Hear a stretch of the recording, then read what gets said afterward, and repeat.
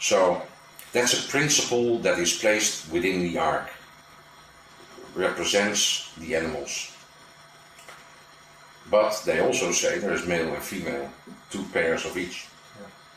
Well, it is indeed, there is like the sun rises and the sun goes down, the same as the moon comes up and goes down.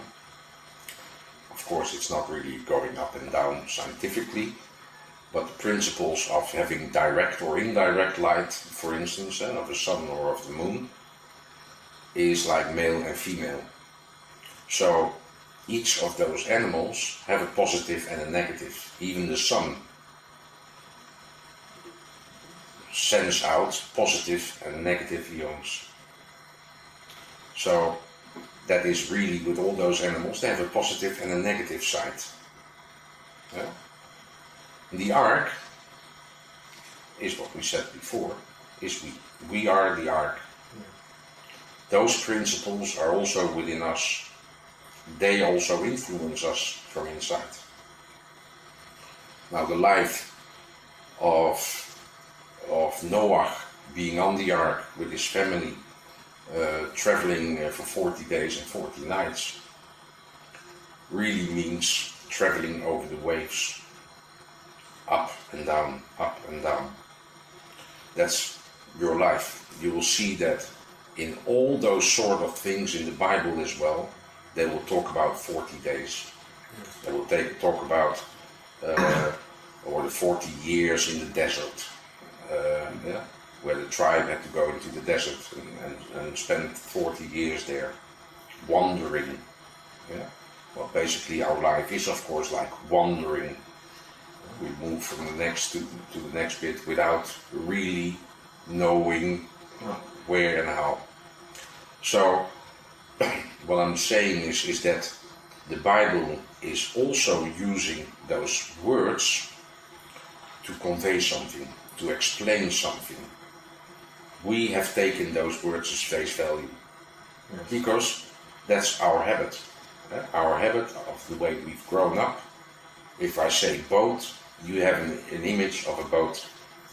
And if I then say, yeah, but I only use a boat as an example, it's not really a boat, then it's still difficult to disconnect from it. So it's very difficult to see through the first layers of that text that we have so come used to in what the church was telling you about, what different religions that fall for the outer story. It is in a way you could say, yeah, but that's very sad that they do so. But it's part of the whole structure to grow. We had to grow through positive and negative to eventually come on top. Yes. To eventually get the ark on top of the mountain. Not influenced so much anymore by the waves of positive and negative. Now once you reach on top of it, there was this black raven that he sent out.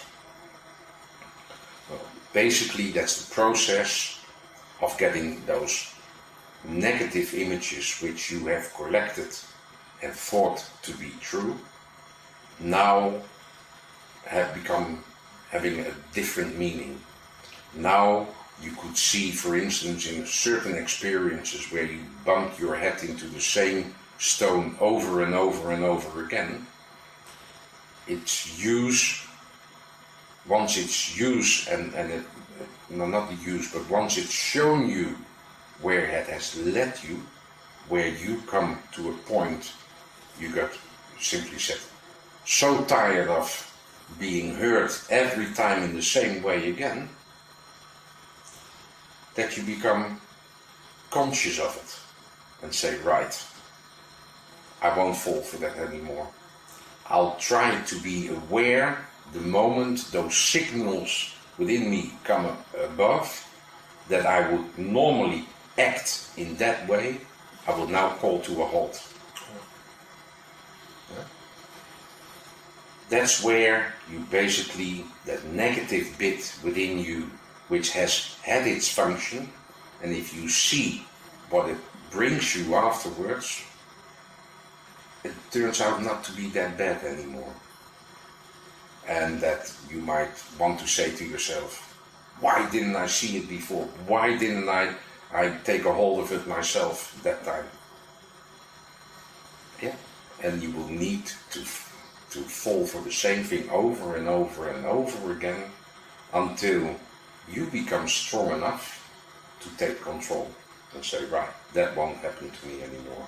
I will be able to count to 10, and I will be able to go back into those experiences to sort of relive them, but then seen as the outsider, while you're still you.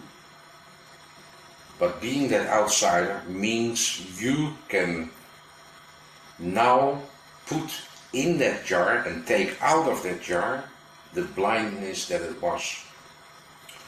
So the experience that collected this reason to be scared, you can now tell it from as an outsider towards yourself, say, there was no reason to be scared. Yeah? So what happens, you could empty those buckets of emotional spheres a little bit. And the important thing is not so much to really empty them all out, but it's important to realize and discover in yourself that it works that way. A step further comes to the point where you must be aware that what is looking through your eyes and what is listening through your eyes. And be the observer. Be the one that can see it happen, but is not driven by it. Yeah? That is really letting that blackbird, that raven, go.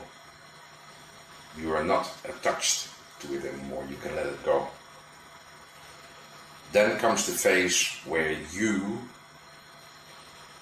realize, when realizing those things, you can start doing good with it. You can start with your own experiences and give it to others for them to see.